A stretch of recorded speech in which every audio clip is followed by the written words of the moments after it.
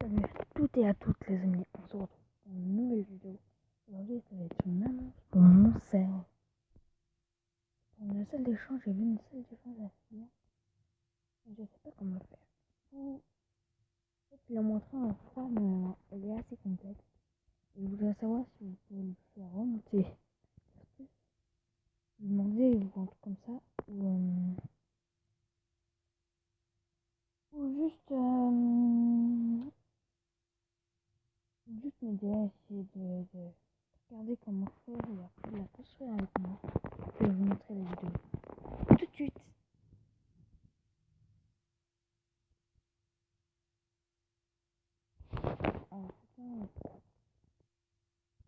Alors les amis, on y est. Je vais tout simplement vous préciser. C'est un anti-arnaque. C'est-à-dire qu'il n'y a aucune arnaque et que vidéo me chouette. Bien sûr, j'ai réécouté cette vidéo. Pourquoi? En vrai, là c'est bien. Il prend beaucoup de temps. Beaucoup. Je vous conseillerais de vous abonner et de liker. D'ailleurs, je ne suis pas abonné, je vais le faire tout de suite.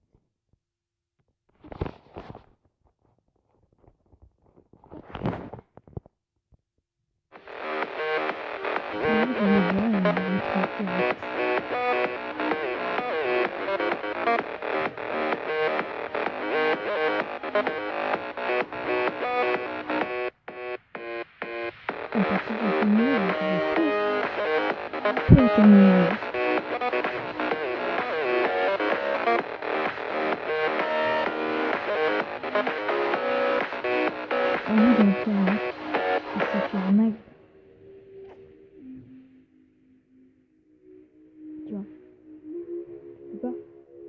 Il arrête l'échange.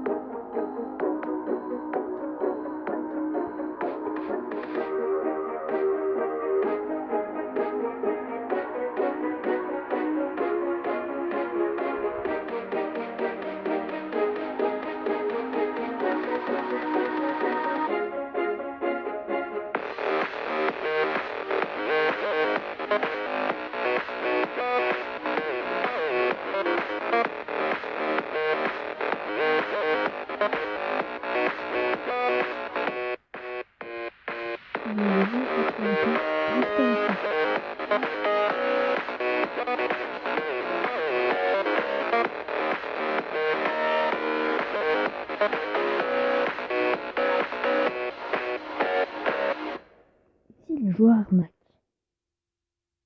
vole, et ce qui arrive, ça marche sur tout.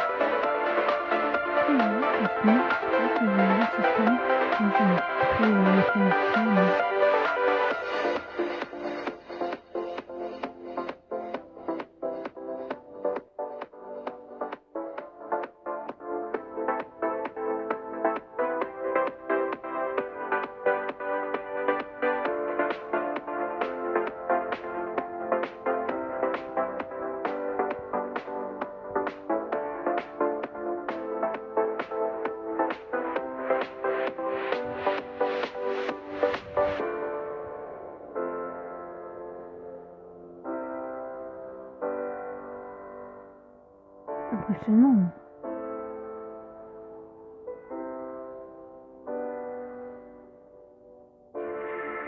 Mais surtout quand c'est un enregistrement. C'est pas cool, c'est trop vite hein. Il y a un moment, il est passé trop long en plus en vidéo. Regardez ça, c'est vraiment le plus impressionnant. On a tout ce on va pas comment on va faire.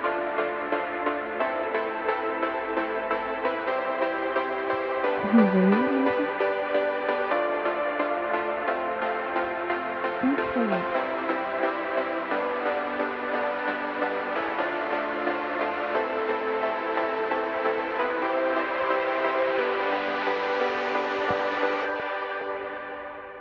Oh que oui, j'aimerais profiter de cet instant pour remercier tous mes abonnés, tous les gens qui me supportent, les gens qui likent mes vidéos, qui les mettent en favoris et qui les partagent. Mes abonnés, c'est vous qui créez cette chaîne. Merci d'être là. En attendant, j'inaugure avec plaisir la programmation d'été sur ma chaîne, avec de nouvelles séries, de nouveaux tutos, des nouvelles inventions épiques et surtout une collaboration Redstone avec IPR, ce qui va être tout à fait intéressant. Sur ce, je vous souhaite une excellente journée et si vous avez apprécié cette invention, je vous invite à cliquer sur la vidéo juste ici qui apparaît dans votre écran parce que c'est, pour tous les passionnés de Redstone, c'est l'explication de comment ça marche, mais surtout, c'est un lien en téléchargement. Attends. Correction, j'avais pas entendu. En fait, il met le lien. Moi, personnellement, quand je clique, ça marche pas et qu'on va très vite regarder. Et ben ouais, je vais vous la montrer. Franchement, là, je sais pas combien ça a duré, mais... Là, en ce moment, quand vous voyez cette vidéo, c'est juste que je poste la dernière. Normalement, elle sortira bientôt. Si cette vidéo doit être assez longue, je m'en fous tant que vous la voyez et que vous voyez ce que je veux faire. C'est juste une pause que je vois que ma connexion est bug et mort.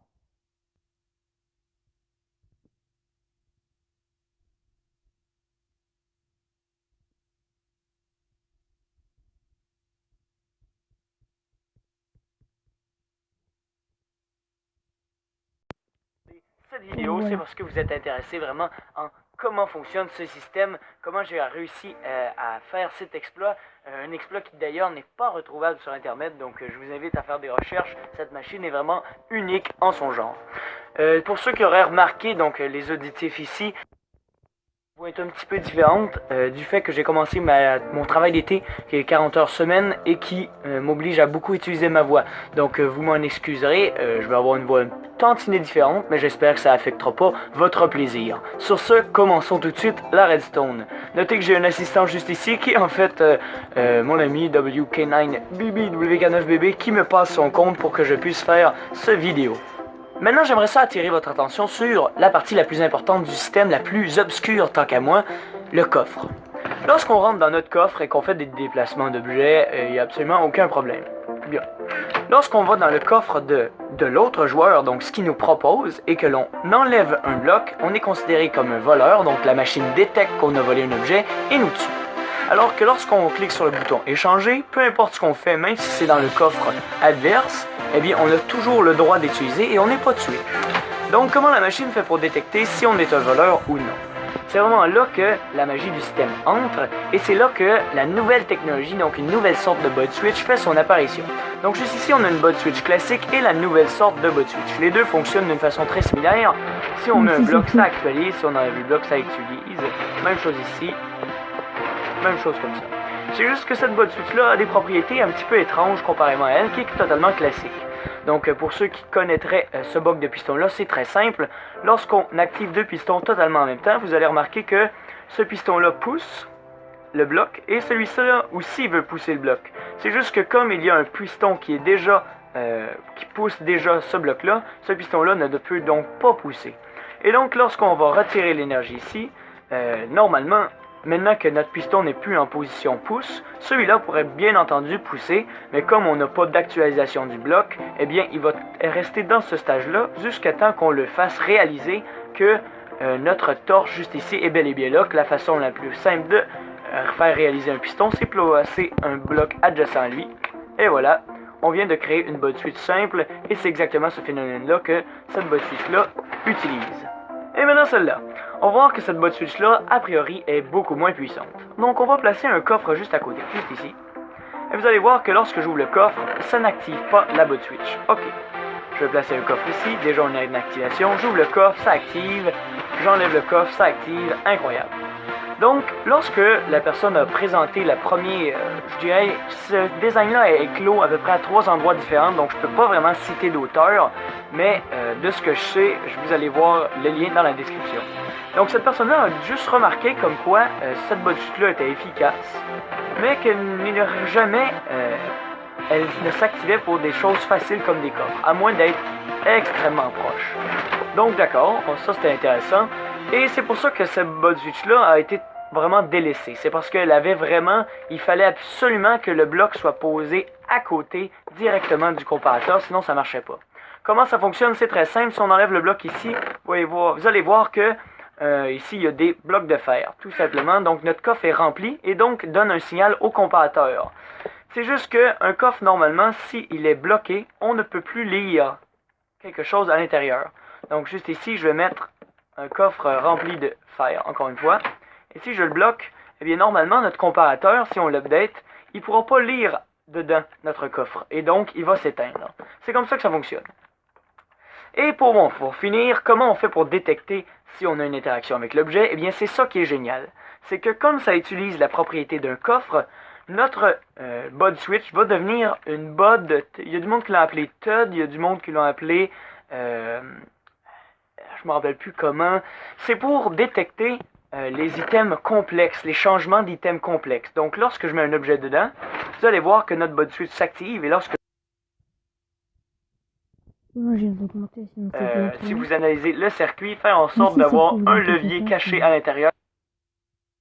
Le fait que je filme par-dessus une vidéo, la vidéo de base est floue. Pour tout simplement changer la logique et hacker le système. Donc oui, si vous modifiez la machine, bien entendu, elle ne sera plus infaillible. Aussi, donc si vous jouez dans un immense serveur, je vous conseille de faire en sorte que la machine ne soit pas brisable.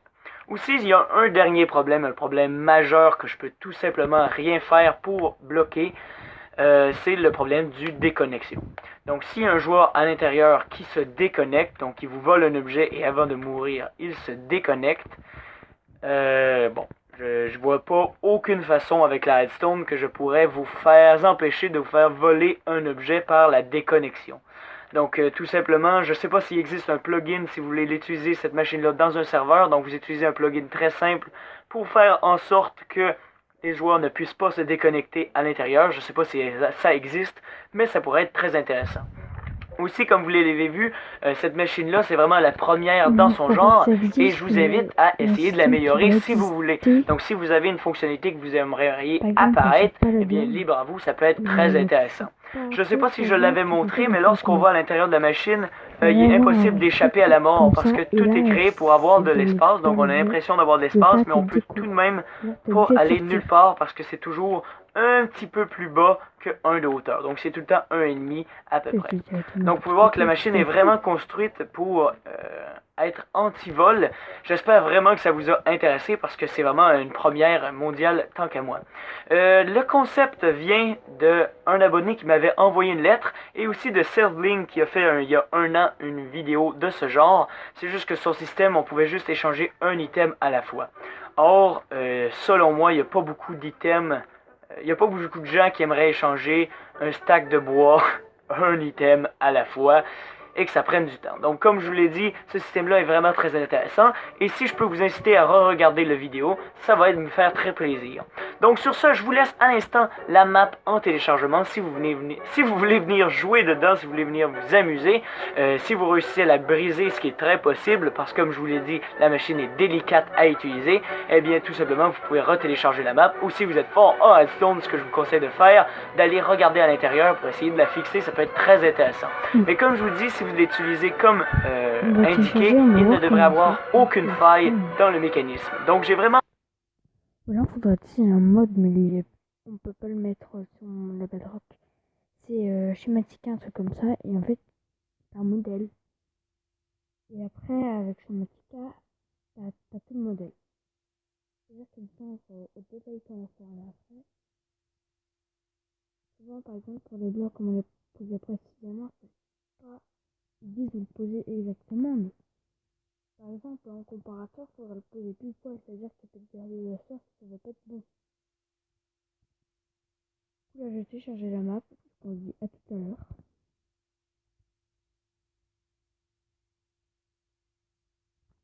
R et P.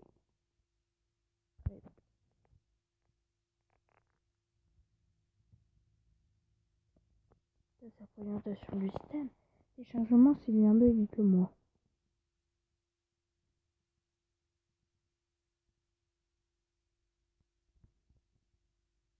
Il n'y a pas de là.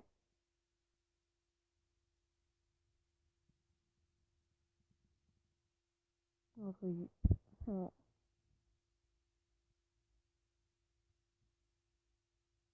Je vais pas pouvoir vous montrer un autre numéro. Ça serait un grand plaisir, mais là, on peut pas. WK9BB qui me passe son compte pour que je puisse faire ce vidéo. Bon. Maintenant,